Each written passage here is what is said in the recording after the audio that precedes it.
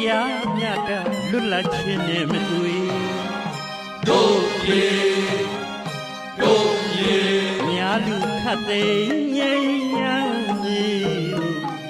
ခွေတူညီများဝါရပြုစင်နဲ့ပြေတို့ရေတို့ရေဤတော်စုအမွေမြေတီရန်စီအတိတ်မှန်ပြုဝေထိမ့်သိမ်းဆိုလေတ